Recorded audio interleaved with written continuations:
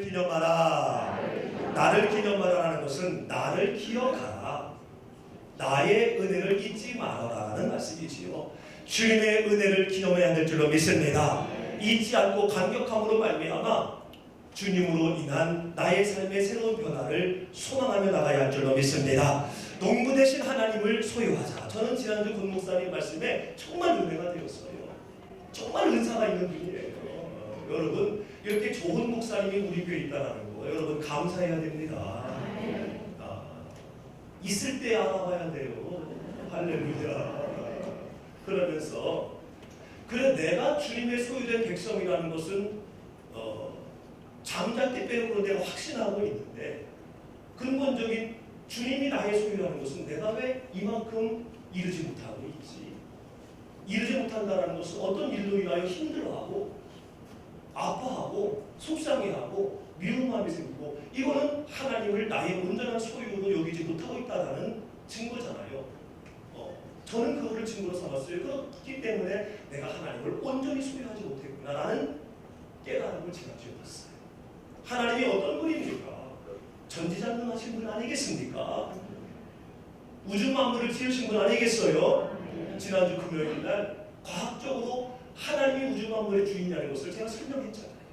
그리고 그 지난주 금요일에는 하나님이 영원한 은혜뿐만 아니라 우리에게 주어진 일상적인 은혜도 나눴잖아요.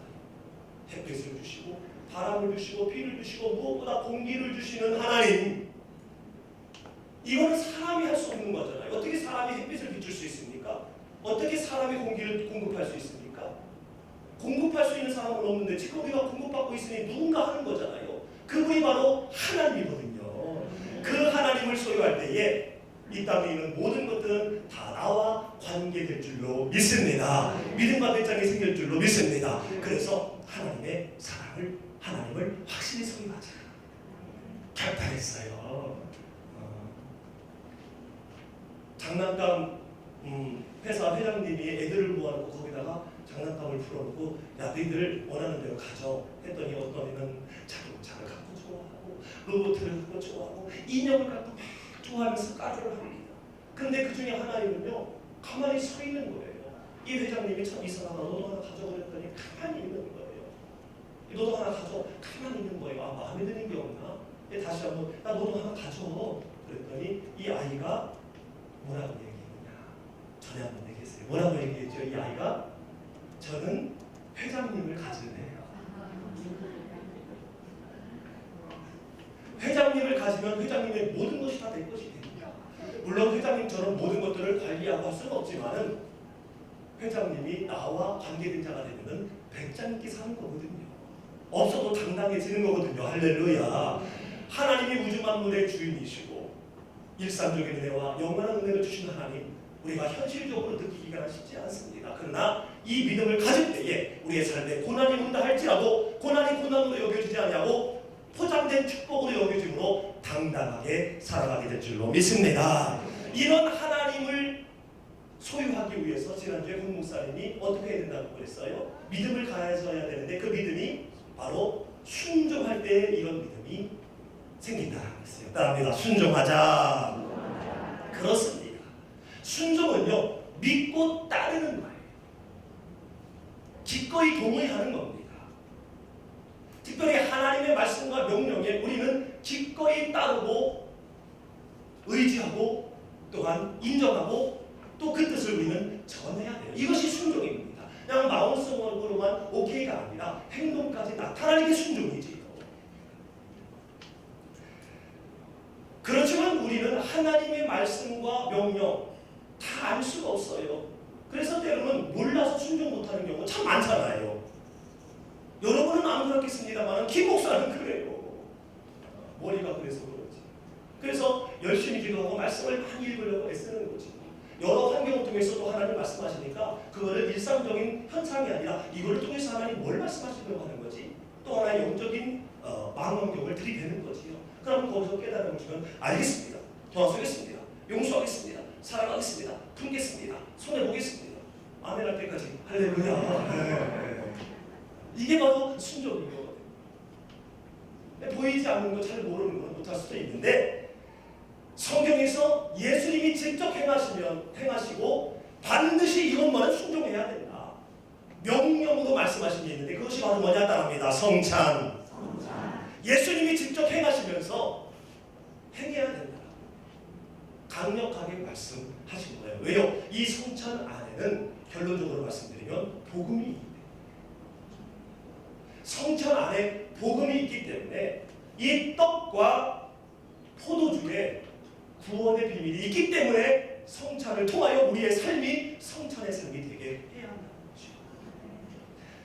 성찬이 무엇입니까? 나를 죄에서 구원하시기 위해서 예수님이 찢기시고 흘리신 것을 떡과 포도주로 기념하는 거지요. 기억하는 거지요. 떡을 먹으면서 나를 위해 찢기신 예수님, 잔을 들면서 나를 위해 흘리신 예수님, 그분을 우리가 기억해내고 그리고 이분을 내가 어떻게 증거할 것인가 결단하게 하는 것이 바로 이 성찬이에요. 그래서 23절부터 25절에는요 분명히 명령하고 있는 것을 봅니다. 내가 전한 것은 주께 받은 것인데 주님이 직접 한 것이긴데 그분이 뭐라고 말씀하셨냐? 기념해라, 기념해라. 행하여 기념하라, 행하여 기념하라. 마음속으로만이 아니라 행하면서 기념하라고 명령하고 있어요. 주님의 살과 피가 떡과 포도주로 기념된다는 거예요. 그런데 이것을 황당하게 생각할 수도 있습니다. 떡은 떡이고 살은 살이요. 포도주는 포도주고 피는 피인데 성질도 다르고 다 다른데 이게 어떻게 관계되는가? 사랑하는 성도 여러분, 믿음이란, 신앙이란 이해되지 않고 황당해도 순종함으로 하나님의 기적을 경험하는 게 신앙생활입니다. 아멘. 신앙생활은 취미생활이 아니에요. 보이지 않는 것을 보는 것이 신앙생활이고 하나님의 예비된 것들을 들을 수 있는 것이 바로 신앙생활이에요. 모세는 순종했을 때에 놀라운 기적을 경험했지 않습니까? 홍해 바다 앞에서 진퇴양난의 상황에 있을 때 하나님 말씀하시잖아요. 명령하시잖아요. 손을 펴서 지팡이를. 논리적으로 볼 때는 얼마나 황당한 얘기입니까? 무슨 모세가 칫솔을 메는 것도 아니고 손에서 장통이 나갑니까? 지팡이 물론 뱀으로 변한 적은 있었지만은 그러한 능력으로 이 바다가 달라질 것 같지는 않아요. 달라진다는 생각도 못했죠. 어떤 역사가 일어날 거라는 짐작이 안 돼요. 그러나 순종했을 때에 묻이 드러나 마른 땅처럼 250만 명의 백성들이 지나갔더라라는 것을 우리는 성경을 통해서 알고 있습니다. 이 홍해의 기적이 우리가 순종할 때에 깨닫고 결단하고 행할 때에 여러분 앞에도 홍해의 기적이 일어나게 될 줄로 믿습니다. 오늘 이 떡과 포도주를 나눌 때에 이렇게 의례적인 것이 아니라 이 말씀을 있는 그대로 받아들이고 순종하는 마음으로 나눠 보십시오. 놀라운 은혜를 경험하게 될 줄로 믿습니다. 오늘 말씀은 굉장히 기초적인 말씀이에요. 그렇지만은 성찬에 대해서 누구에게 설명할 때에 우리는 온전히 설명할 수 없습니다. 우리는 하나님의 말씀을 설명해야 되기에 목사들이 설교를 하는 거거든요.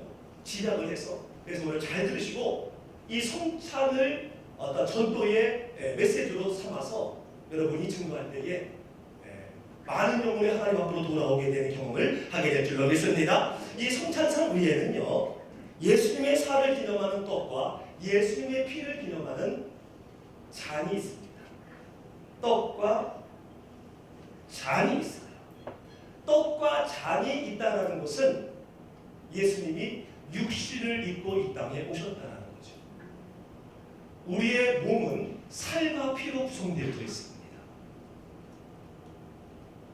살과 피가 필요 없는 하나님이, 초월적인 하나님이, 4차원의 하나님이 살과 피는 제한받는 거죠. 살과 피가 있으면요 부산 가려면은 그 시간 정확하게 치워야 부산 갑니다. 그러나 살과 피가 없으면은 부산이 뿐만 아니라 미국을 수십가 몇 갔다 할 수 있는 그런 능력이 있는 거 아니에요? 그렇지만 이러한 초월적인 능력이 있는 분이 제한이 있는 살과 피, 즉 육신으로 이 땅에 오셨다는 것을 말씀합니다. 왜 하나님이 이 제한적인 육신을 입고 이 땅에 오셨을까? 구원을 알려주려고. 따라합니다. 구원을 알려주려고. 하나님은 구약을 통해서 순찰에 너는 나의 소유된 백성이고 너희들도 나를 소유해라라고 말씀하셨습니다. 기적을 통해서 말씀하셨고 선지자들을 통해서 수없이 말씀하셨는데 그때뿐인 거예요. 그래서 그분이 직접 이 땅에 육신을 입고 오시게 됩니다. 초월적인 말씀으로 하나님의 마음을 표현했을 때 알아듣지 못하니까 어느 청년이 길을 가는데 개미가 일렬로 쭉 가더래요. 근데 가만히 보니까 행렬의 방향이 남떨어진 거예요. 이 청년은 너무 안 돼가지고 이러면 안 되는데 해서 잘못된 방향으로 가는 그 개미를 신발로 막았습니다. 발로 막았어요. 그러자 갈 수가 없으니까 신발을 쪼르륵 따라가면서 방향을 바꿨습니다. 청년은 아이고 개미를 살겠구나 하고 발을 뗐더니 또다시 벼랑 끝으로 가는 거예요. 얘가 왜 이러지 하고 또 다시 막았더니 신발을 타고 또 새로운 길로 가더니 또 신발을 치우니까 또 남떨어지고 가는 거예요. 이 청년은 이 개미 얘들은 왜 내 마음을 모르지? 내가 지금 왜 이렇게 하는지 왜 모를까? 내가 얘들에게 내 사랑과 내 뜻을 전할 방법이 없을까? 하고 거기다 대고 확성기로 얘기하는데 개미가 알아먹겠습니까? 못 알아듣지요? 이 개미에게 이 청년의 마음을 전달하려면 방법이 무엇입니까? 하나밖에 없어요. 이 청년이 개미가 되는 거예요. 개미가 돼서 개미의 언어로 개미의 습성, 개미의 잘못된 생각을 얘기해줘야 방향을 틀 수가 있는 거죠. 이처럼 하나님은 많은 기적과 선지자를 통해서 우리에게 말씀하셨지만은 알아듣지 못합니다. 반복되는 죄를 계속 범하니까 그분이 직접 우리의 수준으로 내려오시는 거예요. 이게 바로 육신을 입고 이 땅에 오셨다는 의미로 떡과 포도주가 우리에게 구원의 메시지를 전하기 위해서 육신으로 오신 이유 외에 또 하나의 결정적인 이유가 있는데 그것은 바로 죄인으로서 몸이 찢겨지고 피를 흘려야만이 하기 때문에 오십니다. 육신을. 하나님은 거룩하신 분입니다. 공의로운 분이에요. 거룩이라는 것은 빛이지요. 죄는 어둠입니다. 아무리 강력한 어둠이 칠흑같다 할지라도 작은 불꽃만 와도 그 어둠은 사라지게 돼요. 태양빛이 비치면 순식간에 사라지지요. 하나님의 거룩된 모습으로 죄인 앞에 나타나면 모든 사람은 죽게 되어 있어요. 그리고 공의로우시기 때문에 죄가 있는 자를 제어할 수 없고 죄 있는 자는 반드시 그 죄값을 치르게 하는 것, 치르게 할 수밖에 없어요. 모든 사람이 죄 가운데 있기 때문에 이 죄값을 치르게 할 수밖에 없다는 거예요. 그렇지만 하나님은 형상대로 지으신 우리를 너무 사랑하셔서 계속 우리 사람의 소유가 되기를 원하셨어요. 우리를 소유된 백성 삼기를 원하셔서 구약이 어떻게 했습니까? 죄를 지었을 때에 그 죄인을 그냥 죽인 것이 아니라 대속물로 죄를 용서하게 만들었어요. 짐승을 대신 죽임으로 그 사람의 죄를 용서해주고 남을 비난했던 죄도 용서해주고 뭘 훔쳤던 죄도 용서해주고 살인죄도 용서해주고 이렇게 용서의 기회를 주시는 거지. 이 한 예가 역대하에 있지요. 역대하 29장 23절 24절 말씀해 보니까 히스야 왕때 얘기인데요. 속죄 제물로 드릴 숫 염소들을 왕과 회중 앞에 끌어오는데 누가 끌어오느냐? 죄를 지은 사람이. 숫 염소들이라고 하는 거 보니까 죄를 엄청 졌네요. 한 마리가 아니요. 갖고 왔을 때에 제사장이 위에 안수를 합니다. 머리에 안수를 하는 거지요. 왜냐하면 머리가 몸의 전부이니까. 손 잘라도 안 죽어요. 발 잘라도 안 죽어요. 머리 자르면 죽습니다. 손 보고 다리 보고 못 알아봐요. 머리를 다리 알아봐요. 이 딱 보니까 우리 장로님 강장로님 얼굴 딱 보니까 장로님 저기 계시구나. 이 알아보는 거거든요. 얼굴이 그만큼 중요합니다. 그래서 그 위에 안수를 합니다. 안수를 한다는 것은 죄가 전가된다는 거예요. 죄를 지어서 누구를 비난한 죄를 지어가지고 제사장한테 책망받아서 그 죄 용서받기 위하여 영수를 갖고 왔습니다. 영수 있으면요 제사장이 영수 위에 죄를 안수를 하면은 제가 지었던 지은 죄가 용서한테 가는 거예요. 그리고 이 용서를 죽이면 내 죄가 없어지는 거예요. 이게 하나님의 용서의 방법이었던 거지요. 이거를 지금 시행하고 있는 겁니다. 24절에 잡는다라는 것은 이 살을 찢는다라는 거예요. 배를 가른다라는 거죠. 창장 하나 하고 뼈를 죽이고 그 과정 가운데 그 몸속에는 모든 피는 다 흘러내리게 되죠. 찢기고 흘림으로 죄 용서를 하는 하나님의 법이 우리 이 사람들에게 허락됐다는 겁니다. 예수님도 죄인이 아니시지요. 예수님은 죄인이 아니시지요. 그러나 죄인으로 십자가에 죽으셔야 의미가 있기 때문에 죄 용서가 되기 때문에 죄인이 되셨어야 돼요. 그러나 죄인이 아니시기 때문에 죄인이 될 수 없었어요. 그래서 세례 요한에게 안수를 받을 때 온 인류의 죄가 예수님에게 전가된 거예요. 그래서 죄인으로 십자가에 죽으심으로 온 인류가 구원을 받게 된 거죠. 이렇게 죄를 대신할 짐승에게 안수하고 안수한 다음에 살을 찢고 피를 흘림으로 죄 용서한 것 같이 바로 예수님이 우리의 모든 죄를 전가하라. 이 속죄 제물의 사명을 감당하려고 이 땅에 오신 거라. 육신을 입고. 그래서 요한 1서 1장 29절 말씀에 요한은 예수님께 세상 죄를 지고 가는 하나님의 어린 양이다. 짐승으로 표현합니다. 속죄사명. 아니 그러면 건장한 사람을 사용하면 되지 뭐 굳이 하나님이 오십니까? 우리가 아는 것처럼 속죄 제물의 조건은 찢기고 흘림의 조건 외에 죄가 없어야 돼요. 육신적인 작은 죄는 짐승으로 대신할 수 있지만은 단번에 드리는 영원한 죄는 짐승으로 할 수 없는 사람으로 할 수 있어야 되는데 모든 사람은 죄를 범하였기 때문에 온전한 죄 용서의 제물은 없는 거예요. 그래서 예수님이 이 속죄 조건을 맞추려고 피와 살이 있는 육신을 입고 이 땅에 오신 겁니다. 그래서 성찬상 위에 이 떡과 포도주가 있는 겁니다.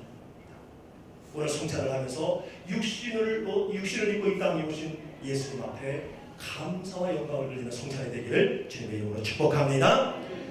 또 이 성찬상 위에 보면은요, 이 떡과 잔이 분리되어져 있어요. 이거를 우리가 한꺼번에 하는 게 아니라 떡을 먼저 먹고 그 다음에 잔을 나중에 마십니다. 분리되어져 있다는 거죠. 이것은 죽었다는 거예요. 죽었다는 거예요. 몸에서 피가 분리되면 죽지요. 30% 정도 피를 빼면 죽습니다. 분리되는 거지. 따로 있다는 것은 예수님이 죽었다. 고린도전서 11장 23절 말씀해 보니까 먼저 떡을 말씀하고 계시는데 내가 너희에게 전하는 것은 성찬식입니다. 주께 받은 것이니 주님이 직접 하신 거고요. 이것을 언제 가르쳤냐? 잡히시던 밤에. 내일 아침이면 죽어요. 잡히시요. 그 전에 마지막으로 직접 가르치신 것이 바로 이 성찬입니다. 그리고 떡을 들어서 먼저 축사를 합니다. 축사는 축복하고 감사하는 거지요. 축복하고 감사하는 겁니다. 축복하고 감사할 때 내 병이 치료됐을 때 우리는 축복하고 감사하잖아요. 근데 예수님은 이 떡을 들어서 뗍니다. 찢어요. 빵을 찢으면서 하시는 말씀이 이것은 너희를 위하는 내 몸이니 이것을 행하여 나중에 이처럼 떡을 떼어 먹을 때마다 너를 위해 찢겨 죽은 나를 기억하라. 그러면 우리가 성찬식 때 떡을 먹는 거는 어떤 분은 불불 떨면서 못 먹어. 자기 육신의 죄가 드러나면서 생각하면서 못 먹는 거예요. 예수님이 찢기신 것은 사실 내가 해야 될 부분이잖아요. 그러나 어린 양으로 주님이 대신한 거기 때문에 이것이 믿음으로 왔을 때에 못 먹는 거예요. 내 몸으로 죄진 것이 생각났어요. 지금 말씀하시는 예수님의 몸이 어떤 몸입니까? 만식 차이가 된 몸이에요. 채찍으로 몸은 부풀어져 있고 갈고리로 찢겨서 채찍 갈고리로 찢겨서 살이 찢어져 있습니다. 심지어 가시관을 그냥 가시를 엮어서 그냥 눌러가지고요. 여러분 고통이 가장 심한 곳이 머리라고 하잖아요. 얼마나 아프셨어요. 그리고 손목에 못을 박히셨는데요. 손이 안 옵니다. 여기다 박으면 찢어지지요. 그래서 늘어져도 빠지지 않게 정맥과 동맥 사이에 있는 뼈에다가 박는 거예요. 동맥이 찔리거나 정맥이 찔리면 바로 죽습니다. 이 십자가는 말려 죽이는 거거든요. 그냥 단칼에 죽이는 게 아니라 말려 죽이는 거예요. 과다출혈로 서서히 죽어가게 하는 게 십자가입니다. 그걸 만족시키기 위해서 정맥과 동맥을 피해가지고 그 사이에 있는 튼튼한 뼈 사이로 그냥 다. 그래서 시편 22편 17절 말씀에 이 고통이 얼마나 큰지 내가 내 모든 뼈를 셀 수 있나이다. 이미 다윗이 예수님을 예언하면서 선포하고 있습니다. 248대의 모든 뼈를 내가 하나하나 셀 수 있다. 안 아픈 데가 없다라는 거예요. 지금 떡을 들어서 축사하시면서 이것은 너희를 위하는 내 몸이니라는 이 몸의 고통이 이 정도 극심합니다. 다치면은 내 몸이 있다는 걸 알아요. 팔을 안 다치면은 팔이 있는지 잘 모르지만 팔이 부러지면 아 팔이 있구나 그렇게 아는 것처럼 예수님은 온몸이 아프다는 겁니다. 뿐만 아니라 마음도 아프셨어요. 뒤통수를 때렸다고 했어요. 여러분 누가 와서 뒤통수 때리면은 아무리 성인 문자라도 가만 안 있을 겁니다. 그렇죠? 우리 이용표 장로님 성인 문자이신데 뒤통수 때리면은 가만히 있으신데네요. 이렇게 눈빛 쓰고 뒤통수를 때린다는 거 맞으면은요 아픔이지만 이거는 마음에 창이 들어요. 수염을 빽빽 타고 그랬어요. 아픔이 있기 전에 이건 모욕입니다. 침을 뱉고 뺨을 때리고 온갖 고통과 어려움을 당했습니다. 말씀드린 것처럼 예수님이 목마르다고 할 때에 해영을 갖다 입에다 집어넣었어요. 식초를 타가지고 해영이 뭔지 목사님 말씀하셨죠? 군인들이 용변지 처리하는 거예요. 스펀지 같이 여러 사람이 써요. 굳으니까 딱딱해지니까 식초에다가 풀어가지고 그거를 예수님 입에다 갖다 댄 거예요. 얼마나 큰 모욕입니까? 육신도 만신창이가 되셨고 보이자는 마음도 만신창이가 됩니다. 떡을 들어 떼어 축사하시고 하신 말씀이 너희를 위하는 몸이다. 그러므로 행할 때마다 이 떡을 먹을 때마다 너를 위해 이렇게 고통당한 나의 몸을 키우게. 이 말씀에 저는 가로 열고 네 몸 함부로 하지 마. 내가 찢기고 이렇게 했기 때문에 지금 네 몸이 이기는 거예요. 저는 그렇게 말씀해 주고 되었습니다.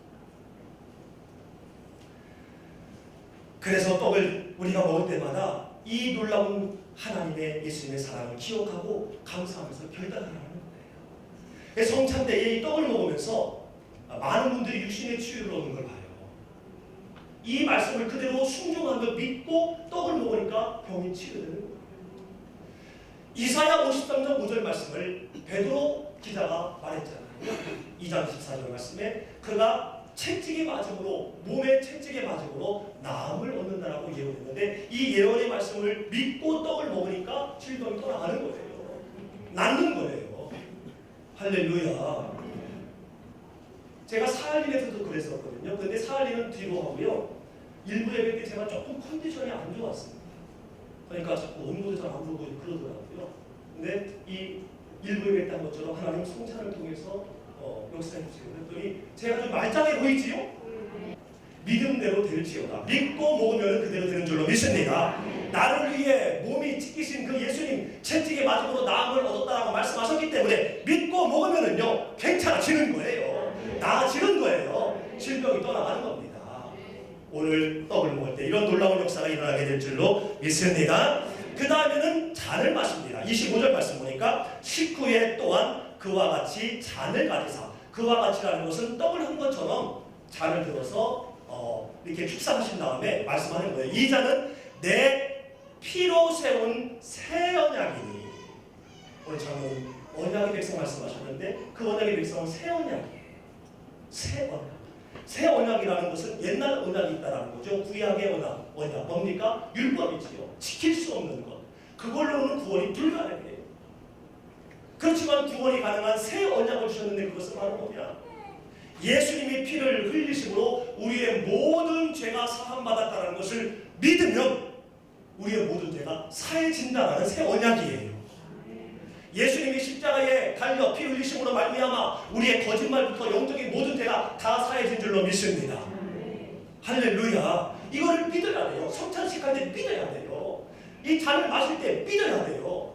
여러분, 우리가 제 목록 작성하잖아요. 그것은 우리의 죄 목록을 작성하는 것이 아니라 이미 해결되었는데 죄의식 가운데 여전히 흔적으로 달라붙어있는 그거를 쓰는 거예요.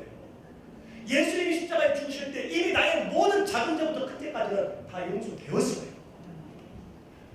단순한 짐승이 아니라 하나님이 단번에 죽으셨기 때문에 모든 죄가 사해진 거거든요. 이거를 믿지 못하기 때문에 반복되는 죄를 범하는 거예요. 죄의식 속에 갇혀서 같은 실수를 하는 거예요. 그래, 성찬을 통하여 마실 때마다 그래, 내가 같은 반복되는 죄를 하는 것은, 죄를 붙이는 것은 내가 이에 대한 믿음이 없어서 죄의식 속에서 갇혀서 그렇구나. 선포하라고 이 잔을 마시고, 여러분 오늘 잔을 마실 때에 나의 모든 외적인 내적인 죄, 주님께서 피를 흘리심으로 다 해결됐으니 나에게서 떠나가라 선포하며 잔을 마시기를 주님의 이름으로 축원합니다. 그럴 때 여러분 삶 가운데 반복되는 죄가 없어지는 것을 여러분이 목격하게 될 거예요. 그러면 이 성찬식을 왜 이렇게 하라고 했을까? 26절 말씀 보니까 성찬을 하게 한 것은 주의 죽으심을 전하게 하기 위해 성찬식을 제정하신 거예요. 주의 죽으심이 바로 뭡니까? 찢기시고 흘리신 예수님을 믿으면 천국 백성 된다라는 복음이지요. 이거를 전하라고 성찬식을 제정한 거예요. 언제까지 전해야 됩니까? 언제까지 전해야 돼요? 주님 오실 때까지, 혹은 내가 이 땅을 떠날 때까지 생명 있는 한 이 복음을 전하라고 성찬식을 마지막에 제정하신 겁니다. 주님이 이 땅에 오신 이후 모든 사람이 예수님 믿고 찢기시고 흘리신 예수님을 믿음으로 구원받게 하기 위해 이 땅에 오신 줄로 믿습니다.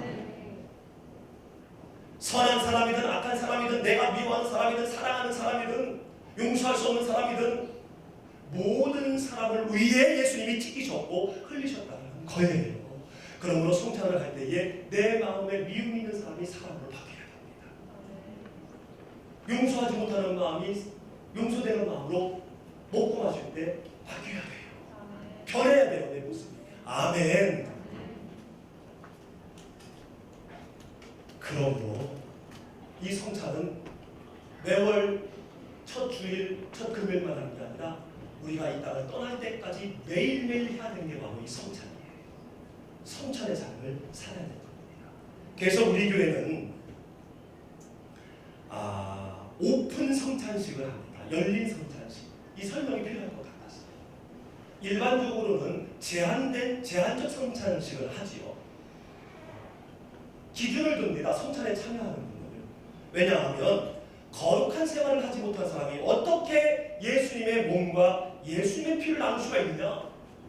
그러면 안 된다라면서 제한을 두는 겁니다. 근데 누가 거룩한 생활을 했는지 어떻게 알아요? 하지만 객관적으로 세례를 받았다는 것은 사람 앞에 신앙을 고백한 사람이기 때문에 세례받은 사람이란 그래도 경건하게 살 거야 라는 그러한 기준으로 세례받은 사람만 성찬식을 하는 게 일반적이지. 그렇지 못한 사람이 많기 때문에 이게 정통이기도 합니다. 정통이라기보다도 이상적일 수 있어요. 하지만 세례는 받지 않았어도 오늘 교회 처음 나와서도 말씀을 통해서 성도와의 교제를 통해서 교회의 어떤 아름다운 모습을 통해서 내가 예수님을 믿기를 원합니다.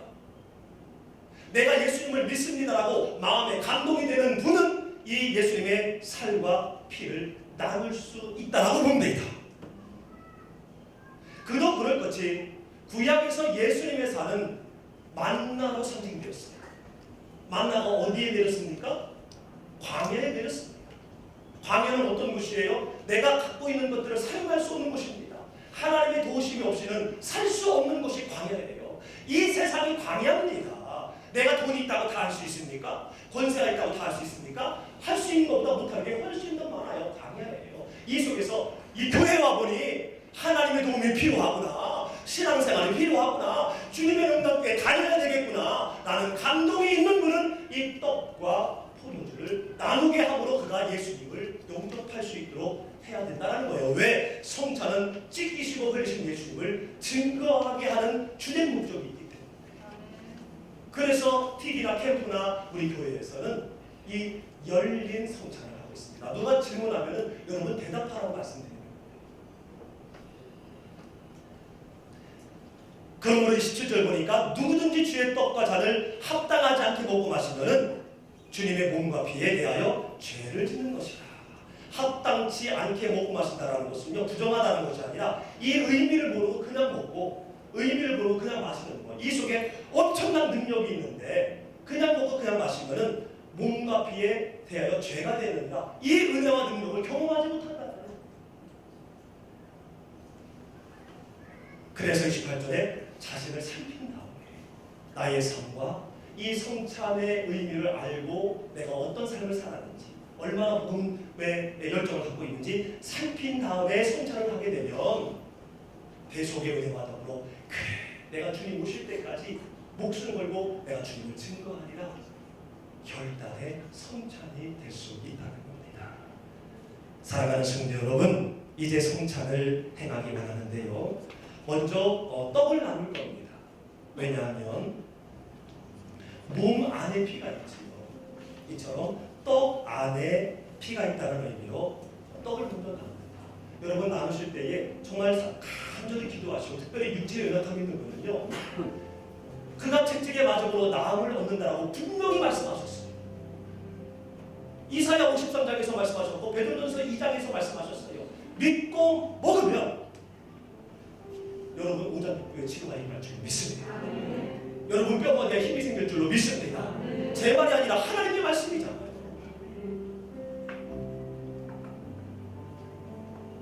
뿐만 아니라 잔을 마실 때에 하나님, 나의 죄를 위해서 흘리셨다는데 내가 입술로 범죄하고 있습니다. 특별히 보이지 않는 죄, 남을 함부로 얘기하고 비난하고 평가하고 이거 심판받거든요. 아버지, 내 이 잔을 마실 때 내 마음이 청결하게 하옵소서, 깨끗하게 하옵소서, 사랑하고 이해하고 용서하고 오히려 그를 응원하는 마음이 생기게 하옵소서, 보이지 않는 내 마음이 변화되게 하옵소서. 기도할 때에 마음에 편안함이 생깁니다. 어떤 분은 이 포도주를 마신 다음에 간증한 것이 혈액암이다 라고 간증을 들었어요. 마음의 고통도 사라지고 참된 자유와 기쁨의 삶을 산다는 간증을 들었습니다. 그래서 이 시간 주님과 살과 피를 나누기 전에 나를 위해 찢기시고 흘리신 주님을 묵상하면서 내 자신을 먼저 살피기를 원합니다. 성찬을 통하여 찢기시고 흘리신 것을 직접 말씀하셨어요. 오늘 또한 예배를 통해서 우리에게 말씀하셨습니다. 그렇다면 이제 우리가 살펴봐야 되지 않겠습니까? 주님, 나를 위해 찢기신 주님의 몸, 그 몸으로 내가 오늘 나의 몸이 있는데 내 몸을 내가 어떻게 사용했습니까? 나의 죄를 위해 피를 흘리셨는데 여전히 보이지 않는다고 해서 보이지 않는 내 죄 얼마나 많이 지었습니까? 하나님 용서하옵소서. 오늘 성찬을 통해서 내가 거듭나길 원합니다. 변화받기를 원합니다.